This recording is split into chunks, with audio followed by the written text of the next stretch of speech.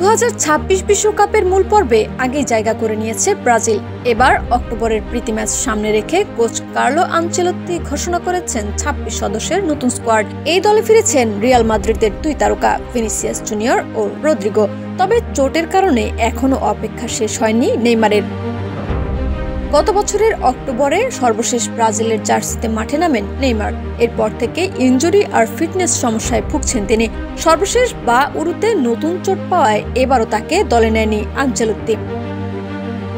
ফর্মে থাকা ভিনিসিয়াস ও রদ্রিগোকে ফিরিয়ে এনেছেন কোচ। গত মাসে বাছাই পর্বে বিশ্রামে ছিলেন ভিনিসিয়াস, তবে ক্লাবে কম খেলার সুযোগ পেলেও মাঠে নামলে ভালো পারফর্ম করায় এবার সুযোগ পেয়েছেন রদ্রিগো। এ বিষয়ে কার্লো আনচেলত্তি বলেন, রদ্রিগো ফিরেছে কারণ সে মাঠে নেমে পার্থক্য গড়ে দেয়। সে আক্রমণ ভাগের সব পজিশনে খেলতে পারে। এদিকে চোটের কারণে বাদ পড়েছেন রাফিনিয়া, মার্কিনিয়স ও গোলরক্ষক অ্যালিসনও। তবে দীর্ঘদিন পর ফিরছে ডিফেন্ডার এদার মিলিতাও। আর প্রথমবারের মতো জাতীয় দলে ডাক পেয়েছেন তরুণ স্ট্রাইকার ইগর জেসুস।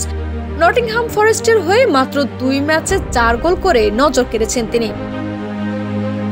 আগামী 10 অক্টোবর দক্ষিণ কোরিয়ার বিপক্ষে মাঠে নামবে ব্রাজিল, আর 14 অক্টোবর টোকিওতে প্রতিপক্ষ Japan.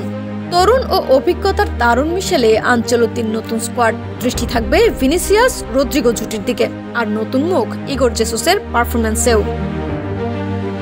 Laboni Akter, desk report, বিপ্লবী বার্তা।